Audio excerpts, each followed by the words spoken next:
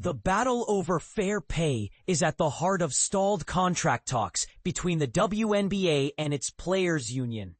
And this conflict reveals a lot about broader issues in professional sports and labor rights. But here's where it gets controversial. The league is booming financially, yet the players who actually make the game exciting and profitable are being left behind. This story dives deep into why pay equity in the WNBA is causing such a stir and what it means for women in sports and beyond. As the WNBA playoffs kicked off on September 14th and will run through October 17th, excitement around the league is at an all-time high.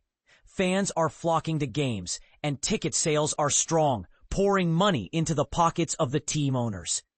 Meanwhile, the players, the very athletes who fill the courts with skill and passion, are waiting on a new contract to be agreed upon before their current deal expires on October 31st. And the pressure is mounting. The Women's National Basketball Players Association, WNBPA, isn't standing alone. They have rallied support, not just from fans, but also powerful allies like the AFL-CIO, one of the largest labor federations in the country, and members of Congress. These groups are pushing hard to break the deadlock and make sure the players receive their fair share. A striking example of this support unfolded on September 11th in Arlington, Texas, where the Dallas Wings dominated the Phoenix Mercury 97-76, ending the season on a high note. Outside the stadium, passionate AFL-CIO members and local labor activists gathered, chanting, "Pay the players," and wearing shirts that declared, "Pay them what you owe them." Their message was amplified across radio and television stations and local newspapers, highlighting that the rising revenues in women's basketball aren't translating into better pay for the athletes. Speakers like Tavita Uhutafe and Pauline Mims from the Tarrant Central Labor Council led spirited rallies, emphasizing that although the value of the Dallas Wings franchise has soared to an impressive $250 million, the players haven't seen any of the financial benefits. Anna Gonzalez of the Texas AFL-CIO helped organize this demonstration, drawing roughly half of the crowd from retiree groups and young labor leaders in the Dallas-Fort Worth area.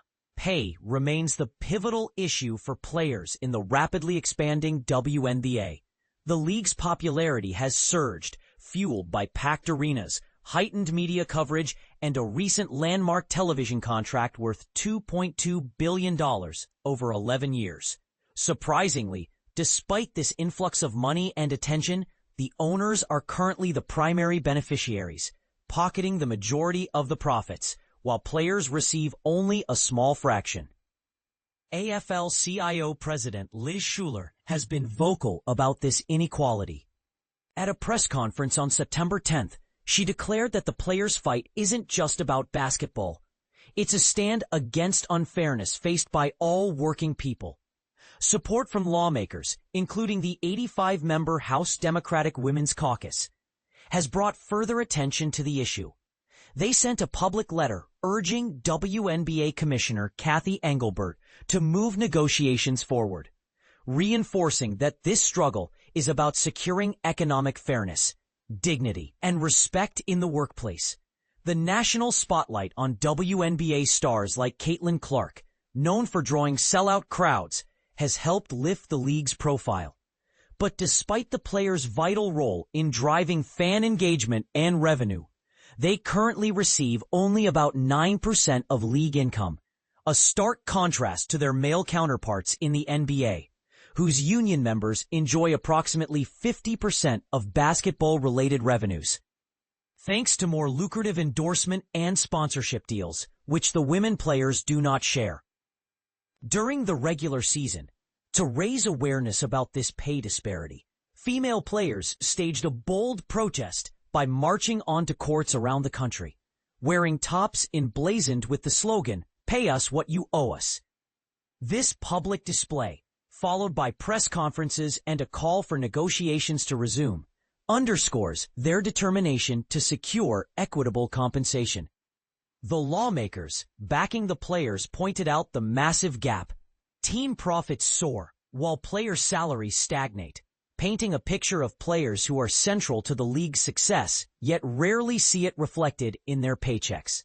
They described the ongoing contract talks as historic, noting that this fight comes at a time when women's rights and wages are under unprecedented attack. Though they stop short of naming specific opponents, the political climate, particularly policies connected with the Trump administration and Republican-led efforts, casts a long shadow over workers' rights nationwide. Adding context, these lawmakers highlighted troubling statistics. The gender wage gap, which had been narrowing for years, widened for the first time in 2 decades, and many women are leaving the workforce amid these pressures. They emphasized that the upcoming collective bargaining agreement, CBA, offers a critical chance to reaffirm that women are valuable contributors deserving fair pay and workplace respect. The Players Union for the WNBA is part of the AFL-CIO's newly formed Sports Union Caucuses, alongside the NBA Players Association, which openly supports the women's efforts. Despite sharing a common umbrella, the two leagues' economics differ sharply. While the NBA players benefit from lucrative revenue sharing and external income sources, WNBA players do not receive a cut from endorsements or sponsorships, exacerbating the pay gap. WNBA Players Association President Nneka Ogwumike expressed frustration at what she called a dismissive attitude from league office staff, many of whom seem to misunderstand or undervalue the women's economic contribution to the sport. This disconnect is striking, given how franchise values have soared and league-wide revenues have increased from $102 million in 2019 to $119 million in 2023. The urgency of the situation was underscored in the lawmakers' open letter, which urged Commissioner Engelbert to engage in good faith bargaining ahead of the October 31st deadline. The players submitted an initial proposal in February, followed by a reminder in spring, but received no meaningful response until June. A July meeting in Indianapolis produced a counteroffer from the league that many felt was inadequate, particularly regarding salary and revenue sharing, leaving the two sides still far apart. Echoing concerns about the stalled talks, the Women's Caucus spokeswoman reminded negotiators that the whole world is watching, highlighting the public pressure to reach a fair agreement.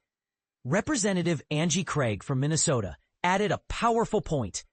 The women put in arguably more effort and commitment than their male counterparts, yet they struggle for fair recognition and compensation. This story is far more than sports news.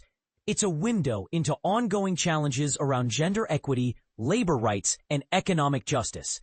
The question now is whether this high-profile dispute will lead to meaningful change or simply highlight how deeply entrenched inequalities remain. What do you think? Should the players accept less because the league is still growing? Or is this exactly the moment to demand full respect and fair pay? Share your thoughts and join the debate.